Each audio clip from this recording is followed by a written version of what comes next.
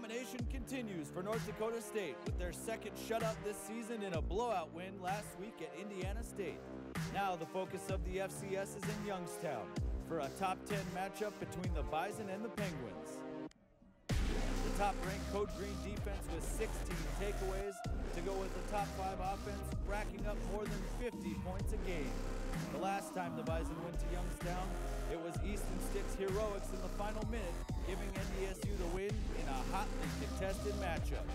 It's NDSU and YSU in a top 10 test at the Ice Castle. This is the Farmers Union Insurance Bison Football Pregame Show. Hello and welcome to our Fargo studios and the Farmers Union Insurance Bison Football Pregame Show. That was a lot of fun there to start the show off. It was a lot of fun. I like the different beat. You got me going. Just get moving. Yeah, let's have a little fun on a Saturday night, huh? That's right, absolutely. Just because it's dreary outside, there's plenty to be excited about this week. Yeah, rain all day here in Fargo. Not so much the case out in Youngstown. We'll get out to Youngstown State in just a little bit, but before we do that, we saw it a little bit in that open. 2015 out in Youngstown State was pretty darn fun for Bison fans. Yes. I'll tell you who it wasn't very fun for. And that's the head coach for Youngstown State, Bo Pelini. He was not having it that day. No, he was fired up. It also wasn't a lot of fun for the officials in that game. I had the privilege of being on the sideline for that one, and if you flash back to that memory, go ahead and go YouTube it really quick, because you will hear me talking about the fact that the officials were asking for a police escort out of the stadium because they knew it wasn't going to be good. The fans were getting feisty. Bo Pelini was certainly feisty. There was a lot going on. And then to make matters worse, they lost the game. Yeah, it came down to... That was all before they lost. A pass interference call that might have been there. I showed the video after that game happened, you know, the day after, and there was definitely a tug of the jersey. Absolutely. There was a tug of the jersey. That's what I believed. It was on this play right here, in fact. You know, Easton Stick trying to find Nate Moody, and there was a... there was a tug of the jersey. That's what NDSU fans see. The Youngstown State fans might not agree, and there's Bo. Oh, my goodness, that face. Yeah, no, but I look shouldn't at this. laugh. Look, yeah, there's look, a pull of the jersey. That's a pull of the jersey. There's a pull. So that's what happened the last time NDSU was out there. And then, of course, Easton Stick running it in with, 30-some-odd seconds left on the clock. NDSU escapes Youngstown with a W. That was a game that was a lot of fun. We're expecting to see another fun game out there tonight. And if we'll just hang on to this video one more time so Bison fans can see it, because coming up after this run is Bo Pelini, and he just looks like a dog that you took away his toy from. That's what he looks like. I believe that's a dog without his bone. Yes, that's exactly it. He was not a happy camper, and we've heard that they've kind of been using this that game as motivation for this week. Let's go out to Youngstown. Let's check in with the third member of our pregame show, and that is Ryan Gellner, standing by from what appears to be the top of the world. Ryan, how you doing up there? How's the air? Thin? Yeah, it feels like the air is thin up here, guys. It feels like the top of the world, and yeah, somehow we figured out a way to get to the top, the roof of Samba Stadium, and it is about 14 floors down to that field there, and I'm scared of heights, so I'm not going to turn around and look, but I understand it's a pretty deep fall there. Hey, Mike Tice, when the Minnesota Vikings played the Chicago Bears, called Chicago a tough guy town. Well, that's really what Youngstown is. It is a tough guy town. When you're from Youngstown, you work hard, you play hard, and that's really what this Youngstown State football team has become. You mentioned that 2015 game. Trust me, they have not forgot about that 2015 game in which, well, Bo Pelini thinks there was no pass interference at the end of that game, and he talked to his team about that this week. So they're still using that game as motivation. But this game, guys, as we'll talk about throughout the show, has a lot of different storylines. It's got two of the best rushers in the conference. You talk about Tevin Coleman, who's already halfway to 1,000 yards. He's got 8 touchdowns on the season. Of course, Bison fans know about Lance Dunn. He's averaging over 10 yards a carry, leads the nation in touchdowns. You talk about these defenses. You talk about the intangibles. This really is a matchup of, I guess, two tough guy teams, guys. Hey, Ryan, I know that when you were out at Indiana State in Terre Haute last week, the weather was a bit of a concern for some of those guys out there. What's the weather like out there? It's been raining pretty much all day here in Fargo. I think you guys got the better end of the deal. Gorgeous. It has been absolutely gorgeous today. High near 80 degrees. That sun's starting to set now in the distance. So we'll be playing evening football, but they still expect temperatures in the high 60s. Wind will not be a problem. It is a beautiful night for football, and there's a little bit of an atmosphere here as well. Fans starting to show up. The tailgating lot filled up later rather than sooner, but there are folks tailgating. those people will make their way over here. We expect about 15,000. Should be a pretty good atmosphere here in Youngstown. Sounds like a good one. Thank you so much, Ryan. We'll check in with you throughout the rest of the show as well. Gosh, and not to take advantage of that tailgating time at 6 p.m. Well, 7 p.m. their time. I know. Not right? to take, Bison fans. If this were a game here, a 6 o'clock kick, they would have been, oh my God. I was thinking of you all today, that you didn't have to be out in the rain, but Yes. I know you would have been. So. Absolutely. The on, Bison fans are Penguins prepared. fans. But, yeah, the Penguins fans not taking advantage of the 6 o'clock game. There were a few enticing football games on this afternoon, too, so I'll give them the pass. But yeah, come on. Let's see. You put a TV in your tailgate better. rig You and deserve better. watch all of the games from the parking lot. That's how Bison Nation does it.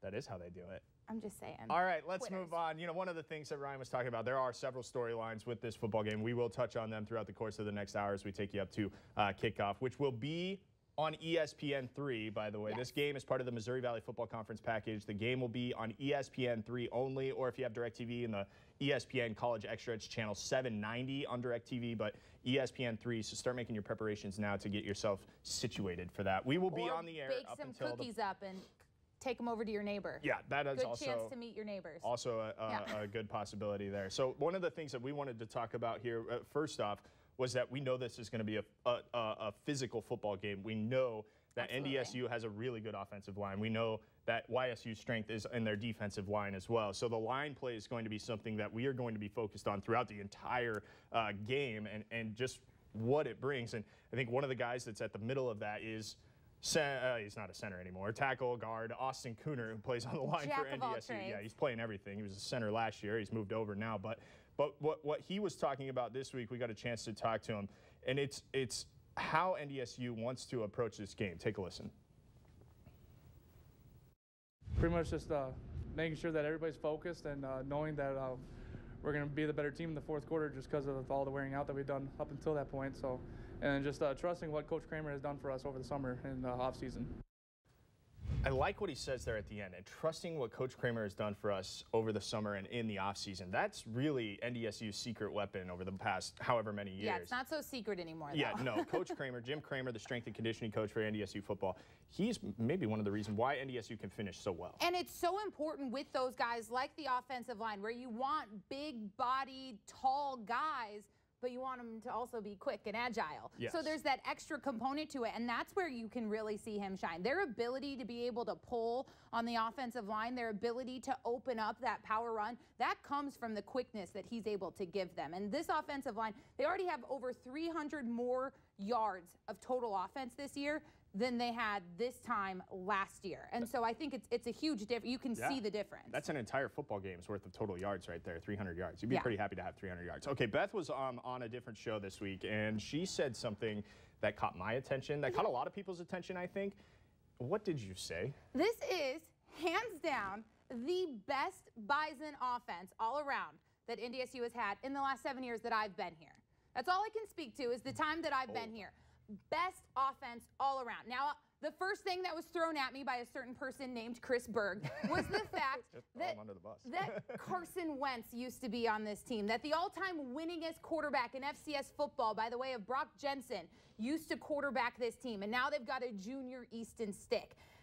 First of all, Easton Stick is about to take down all their records in the next year and a half. So let's just throw another bold statement out there. But this is the best all-around offense. You look at it, it's always been one guy leading the pack and the next one on the rise. When it was King Frazier, or when it was John Crockett's team, it was King Frazier on the rise. When it was Sam O'Jury's team, it was John Crockett on the rise. When it was Zach Vrah's team, it was R.J. Urzendowski on the rise. When it was Warren Holloway, it was Zach Vrah rising. There's always been that guy and that other one they're trying to bring up. This year, it's Lance Dunn and Bruce Anderson. It's R.J. Urzendowski and Darius Shepard. It was, Jedry Sear, he was the tight end. How many tight ends do we have right now?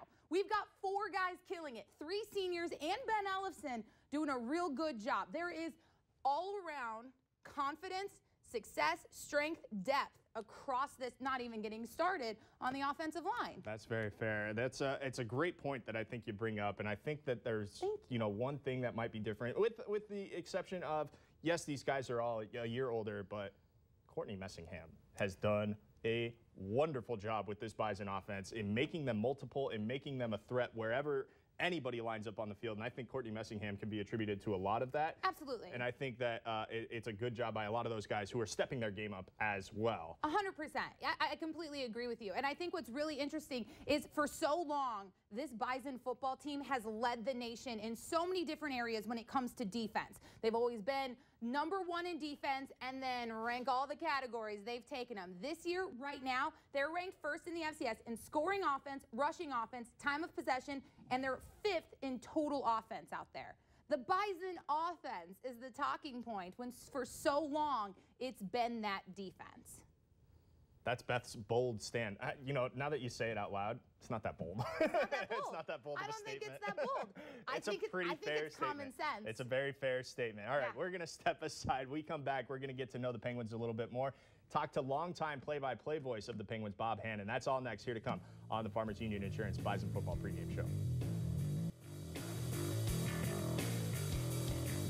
The Bison walking into the Ice Castle, as they affectionately call it there in Youngstown State. That looks like a group of focused young men right there.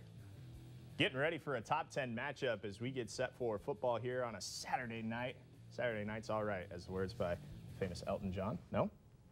He said it's all right for fighting. I'm just going to say it's all right for football. Yeah, let's not do that. Let's go back out to the Ice Castle, and Ryan Gellner is standing by with the voice of the Penguins. Ryan? Thank you, guys. Bob Hannon in his 29th year calling play-by-play for Youngstown State. And, man, this is kind of a rewind of last year, but the league seems to have gotten better. We are in for a heck of a football game today, Bob. I think we're better than last year, at least when we played North Dakota State. Our offense was in disarray a year ago. I don't think that's the issue now, although Hunter Wells unlikely to play. We figured out the offense late last year, but you're right. I think the depth of this league is as good as we've ever seen. Maybe 6 teams capable of making the playoffs. Youngstown State thinks they're one of them. Let's talk about your quarterback situation. Seems we do every year, but you guys have got a couple of things going on.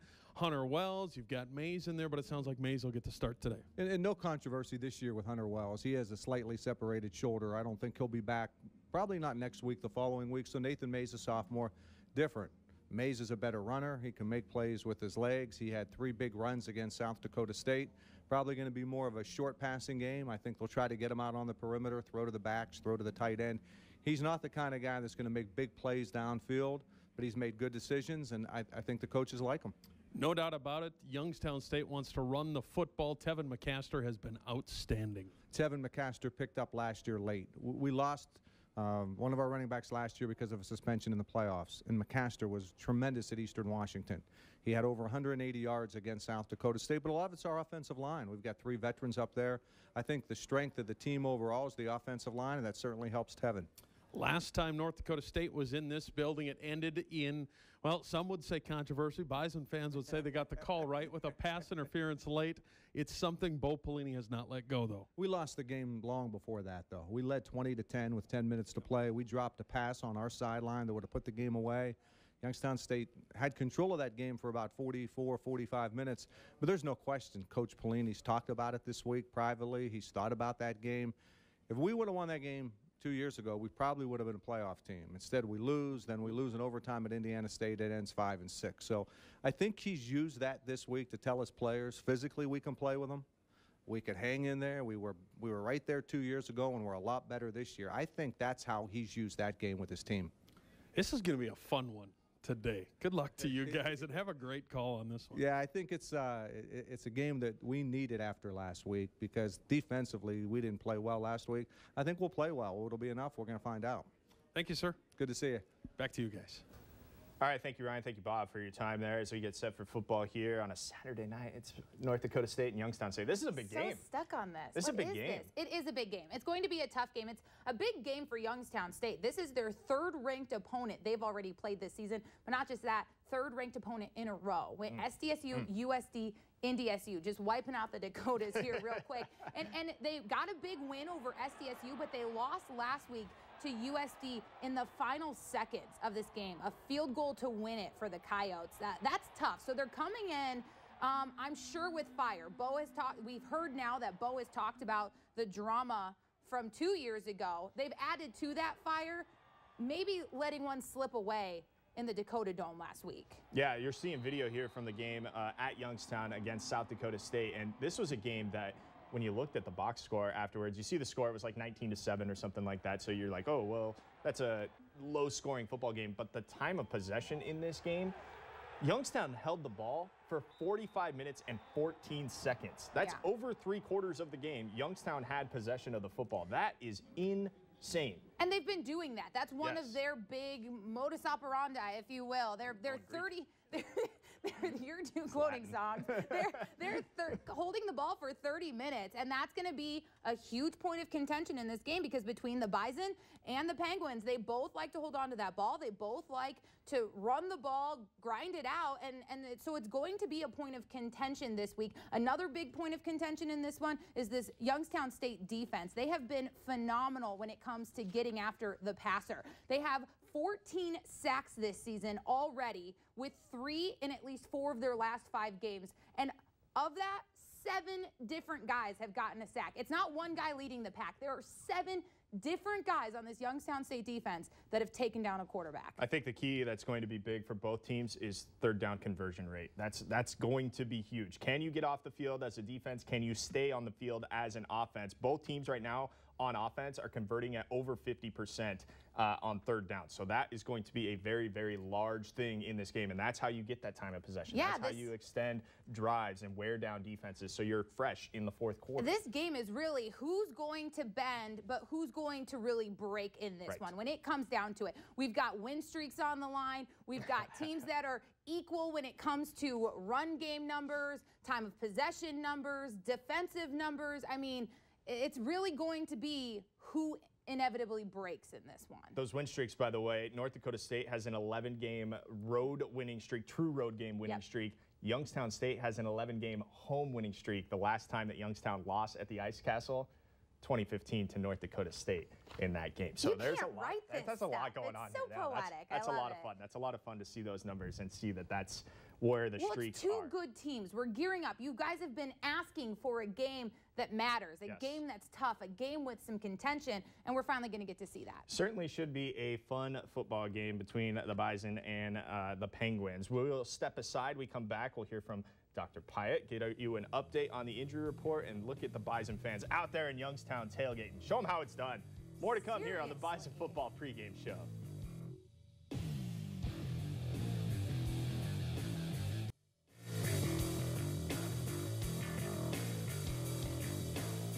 Welcome back inside our Fargo studios for the Farmers Union Insurance Bison Football pregame show. It is the Bison and the Penguins. And again, we want to remind you this game will be seen on ESPN3. Watch ESPN on your tablet, mobile device, computer, however you want to get to that. If you need help, call your cable provider. They'll be able to walk you through it.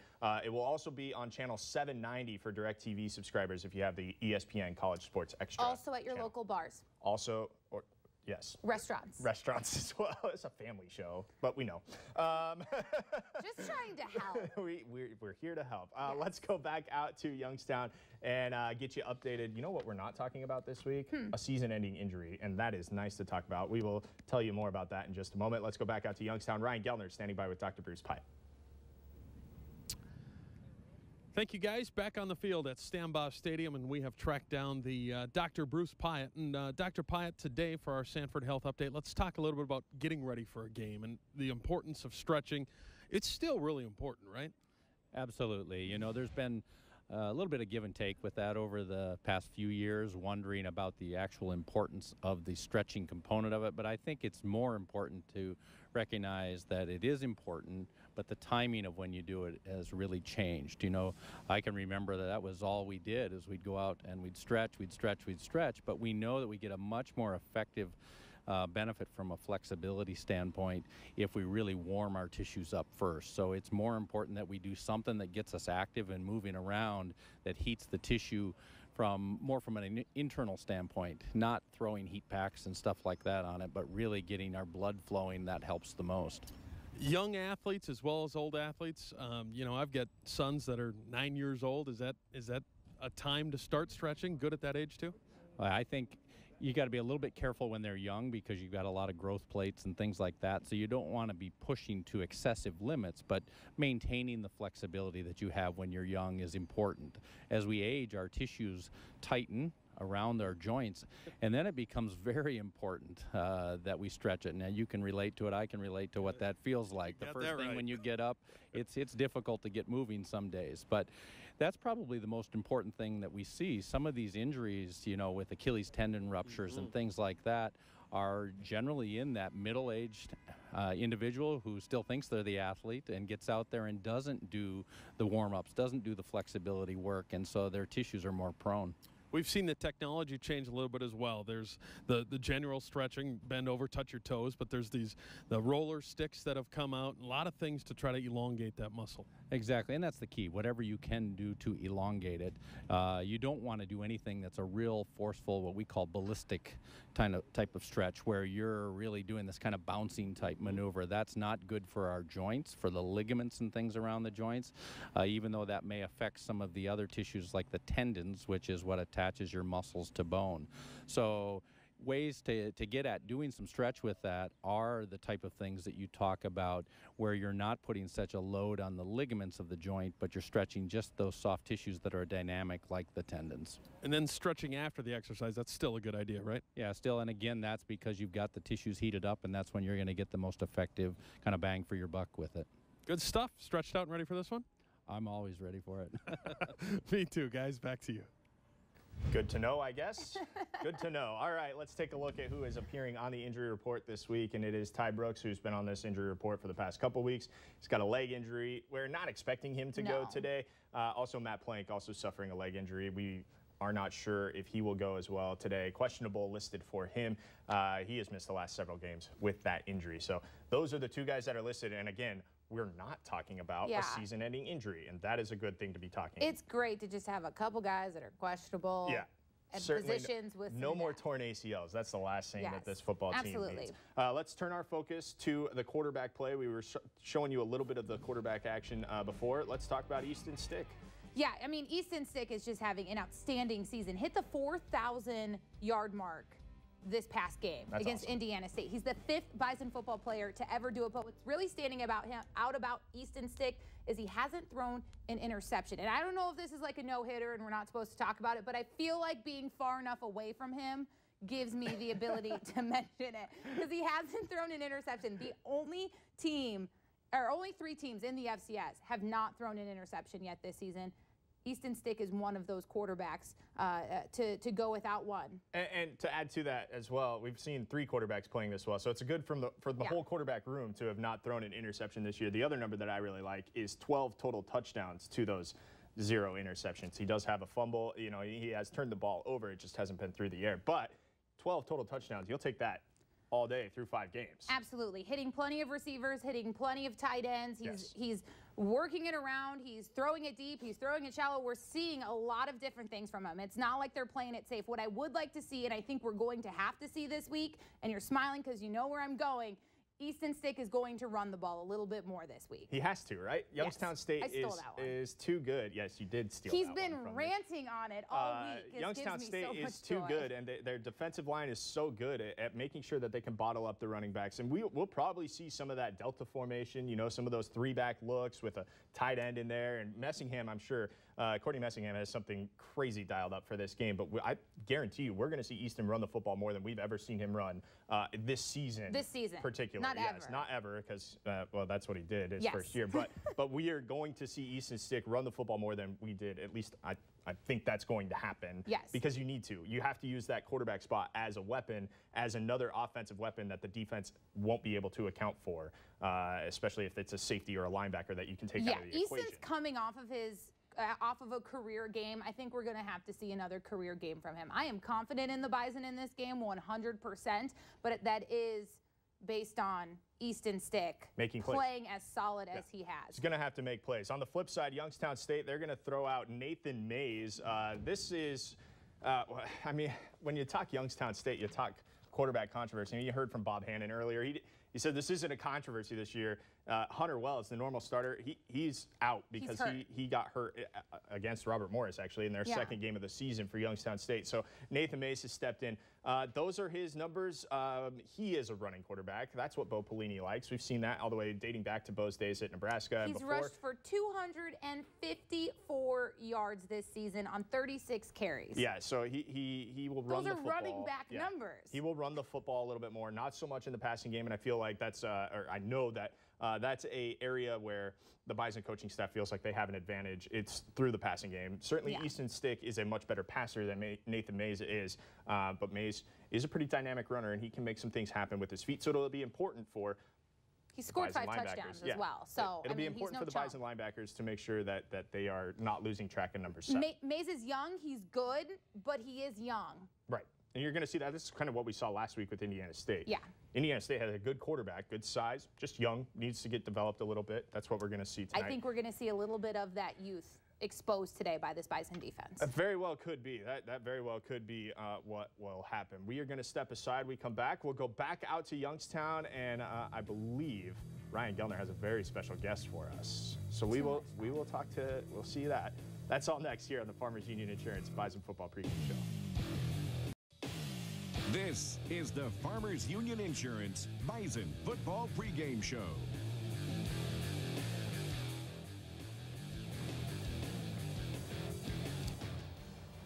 Hi, and welcome back out to Youngstown, Ohio, where North Dakota State We see that on and Youngstown State will do battle in a big matchup here in the Missouri Valley Football Conference. Time now for our keys to this football game, the keys that we think are going to make a difference in this football game. And starting out for North Dakota State, they need to stop the run. That's right, a big-time running game on the other side of the football. 2 of the best running backs in the FCS go at it today here in Youngstown. Bison fans know all about Lance Dunn and his 12 rushing touchdown, but Bison fans need to know about Tevin McCaster. He's a good one. 8 touchdowns, averages over 107 yards a game. The Bison have to slow down number 37 today. He had 90 yards rushing last week at South Dakota, 183 yards rushing against South Dakota State the week before. Pump the brakes on number 37. Our second big-time key for today is limit plays, and what that means, Youngstown State has 4 drives of more than 8 plays against South Dakota last week. 3 of those ended in touchdowns. YSU has done a great job of playing keep away with the football this year and have 21 drives of at least 8 plays or more and 14 drives in which they have double-digit plays. If the Penguins can extend drives today, it might be a long day for the Bison. Add to that, the Gwins are second in the nation in 3rd down conversions. And finally, our key, keep Easton up. And we're talking about Easton Stick, who's been phenomenal this year. For NDSU to win tonight, he needs another gem, but Youngstown is good at getting after the quarterback. Last year, the Penguins had 49 sacks as a team and already have 14 sacks in the first 5 games this year. So those are the keys to this football game. And you know what else might be a key is special teams in this football game. And we bring in one of the best special teamers to ever put on a Bison uniform. Adam Keller, who used to kick for the Bison, joins us from the top of the YSU Stadium. And we do mean top of the stadium. There's no looking down from here. It's a bit scary up here, I'm not going to lie. You don't want to get too close to the edge because one of us could go over. But Keller, the 3rd all-time leading scorer for North Dakota State University, leads in field goals, extra points, all those important categories. Good to see you, first of all. Tell us what you're up to.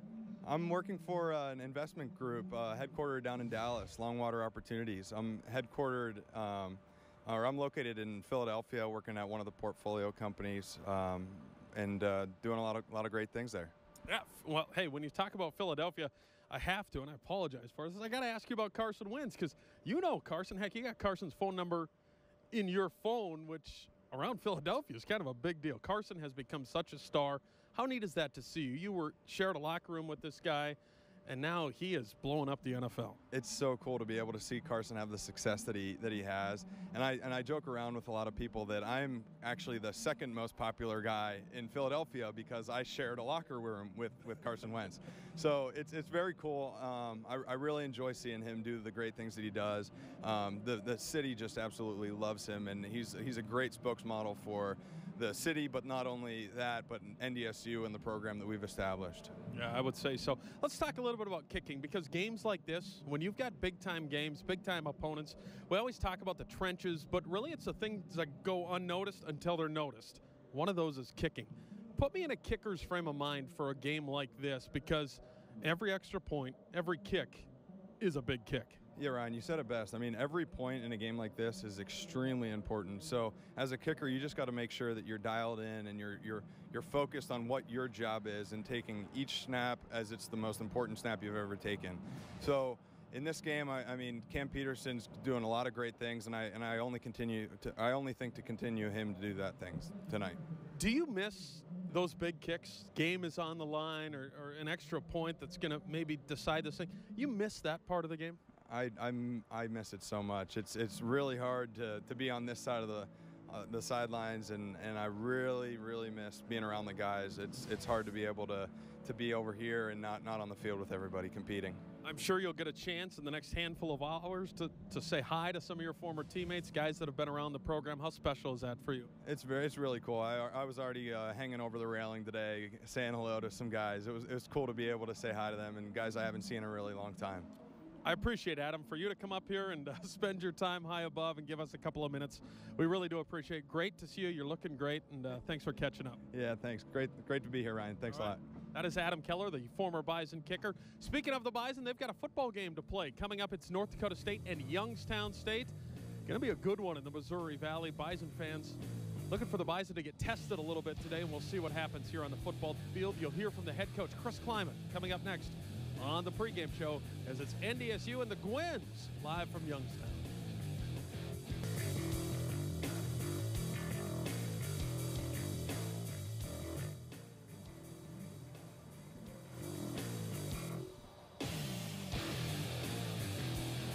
North Dakota State and Youngstown State, two of the best in the FCS, live here from Youngstown, Ohio. The game just around the corner, about 20-25 minutes from right now. This is Herdline News, and R.J. Urzendowski, rising the ranks, has become the 6th NDSU player to surpass 2,000 career receiving yards. Urzendowski now has 2,046 career yards. He ranks 5th in career touchdown passes with 18. Much of that thanks to quarterback Easton Stick, who is playing lights out, 129 straight throws without an interception. Somebody knock on wood for me. In fact, the Bison haven't thrown an interception all season. Knock on wood again if you would. The last time Stick threw an INT was in the playoffs last season at South Dakota State. Side note on that, Carson Wentz had 143 pass attempts without an interception. That was his career long. I had a chance to talk with Chris Kleiman about his quarterback and how important it'll be to keep him upright today. Coach, Easton Stick has been playing lights out. He really has. He's seeing the defense really well. I think we're getting into some good plays for him. He's checking out of the ones that maybe aren't so good, but it comes with a great preparation, and I'm so happy for Easton because he prepares Monday through Friday. Games like this really a lot of times boils down to lines, both ways, offensive line, defensive line. You're playing at a high level there. I assume you expect the same today. Yeah, it's going to come down to the guys up front and then us making the routine play. You know, it's a 3rd and 4. Do we make the throw and the catch? It's a 3rd and 3. Do we make the tackle? You know, that's something that we talked at length today about. We're going to make some explosive plays. We got to eliminate them, but we need to make the routine play. We need to tackle better than we did last week. Finally, unusual because it's a night game. Tell us what you guys did today, because it's a lot of time at the hotel before you come to the stadium. Yeah, well, we have a routine when we're at night, and then we had a walkthrough this morning, and then had some meetings, and then gave them a little break, and then had a short walkthrough and pregame. So, we practice every night at 6 o'clock, so we just get to play at 6 o'clock tonight. Really appreciate it, Chris. Good luck. You bet. Thanks. We are just over 20 minutes from kickoff here at Youngstown State University. Stick with us. Our final thoughts around the corner. This is the KVLY KFYR Bison Network. It is the Farmers Union Insurance Bison pregame show from Youngstown.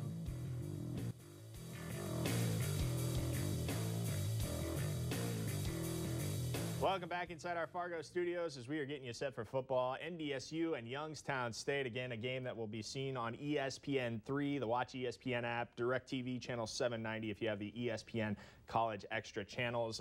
Beth, This is going to be I believe the term is Donnybrook, slobber knocker, however you want to say it.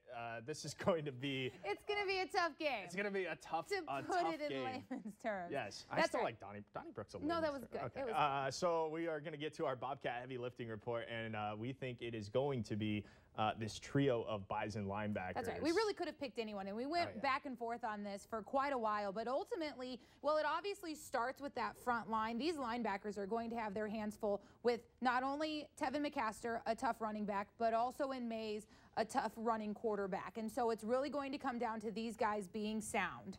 Yeah, and so I say in there, the first one is stay healthy, because the Bison don't have many options left at inside linebackers specifically, but at the linebacking group as a whole. Not too many options left. So if they cannot afford to have any injuries, that containing McCaster, that is going to be job number 1A for this Bison linebacking crew. And like you said, let's not let old Mays run around on us today and play some disciplined football. So that transitions into nicely of what we're going to talk about now, and that is the NDSU defense. We were talking about how good this NDSU offense is. The defense, Code Green, would likely tell you, hey, we're still here. Well, and that's the whole thing. You know, well, it's easy to get excited about the offense right now. The defense is once again the driving force of this Bison football team. They have been lights out. They are hotter than hot right now. They have not given up a passing touchdown all season long. I don't think this is the game where they give one up either. So I will add to Ryan Gellner's knock on wood. And I don't think it's going to happen. They also have 11 interceptions, though. One right there that you just saw from Indiana State last week. 11 interceptions. It's been guys like James Hendricks. We knew Trey Dempsey was good. We knew Robbie Grimsley was good. But it's James Hendricks, my goodness, he's come out of nowhere to kind of lead that Bison backfield. There he is making a play at Indiana State right there. So that's good to see James Hendricks kind of flying around. And there's you know, the competition, I guess you could say, at least from our perspective, that we're going to put a competition between the offense and the defense. And then there's those little competitions in between the defensive groups. You know, the defensive tackles, the defensive ends, the defensive backfield. These are competitive guys. They are competitive guys. That's why they play football. That's why they play football for NDSU. They have a lot of pride within their position group as well, They certainly want to win. And so we caught up with a defensive tackle, Aaron Steidel, a junior defensive tackle. And we asked him, hey, are you kind of upset that the defensive backfields maybe are taking away a little bit of your glory? Here's what he had to say. I think definitely the D-tacks really kind of look at it as a challenge and say, hey, they're trying to run up the middle on us, and we're not going to let that happen. I guess that's the mentality we have to have, and the mentality we hope to have, I should say. But other than that, you know, they're not a big passing team, so I mean, we're not big passing rushers, the big guys inside. So that this game is really a highlight of our season. Kind of say, hey, if we do well in this game, this is, you know, one of the big points in our season. Certainly a good measuring stick for the Bison, as we've got about six and a half minutes left on the Coors Light countdown clock till we sign off here. But that's a point of contention for this Bison team is, look, we haven't really played too many people in these first 5 games. This is certainly a test. Nothing against Eastern Washington. They were a different team. They just weren't, they're a different team now than what they were when NDSU saw them. NDSU kind of gave them a pretty stern wake-up call. Yeah, this is a true top 10 matchup. I think at that time Eastern Washington was still living in the past. That's what the voters were living in. They were living in the past with them and their ranking. This is a true number 8 team versus a number 2 team. And I think it's going to be a tough game. I do. I think it's going to be a tough game. I think it's going to be hard fought. I still think NDSU wins it by 2 touchdowns. Okay. I'm not sure that I would go that far. I think it'll be tight. I think it'll be close. But oh my gosh, NDSU coming out of halftime, the adjustments they can make, the things that they see, the self-evaluation, the self-scouting that they do on themselves, I think 3rd quarter they start to pull away, 4th quarter they take a 2-touchdown lead. Pretty much the same MO that they've been using. I'm not going to go Latin on you, but that's the same MO that they've been using all throughout this season and pretty much all throughout the Bison program is we are going to wear you down through the first 2 quarters, and you're really going to feel it in the 4th quarter with this offensive line. And I think, you know, the defensive line is going to be there as well. We heard Austin Coonert say at the beginning of the show, it's what Jim Kramer, the work that we did in the offseason. And both of these teams have said they think that this is the best line they have seen since fall camp, since they face each other, and they said this is probably the best one they will see all season long. So they're ready for a test, but I think that Jim Kramer's strength and conditioning gets them over the line. Certainly will be something to keep our eyes on as we are almost set for football out at Youngstown. We're going to step aside one final time. When we come back, We'll get our final thoughts from Ryan Gellner out there at Stambaugh Stadium, and we will sign off and get you some football game being played as well. Look at that. The band is on the field. I can't believe I just said that on TV. That's bad. More to come here on the Farmers Union Insurance Bison Football pregame show.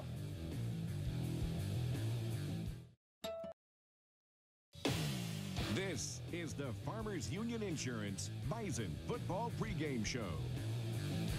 Just about 2 minutes to go before we sign off here from our Fargo studios and send you over to ESPN3, DirecTV, Channel 790. Channel 790, that's right. This is, again, a Missouri Valley game of the week. We will be back in action, bringing you all that coverage next week. Rest of the way, we've got you until playoffs on the KBOY KFYR Bison Football Network. Let's go back out to Youngstown.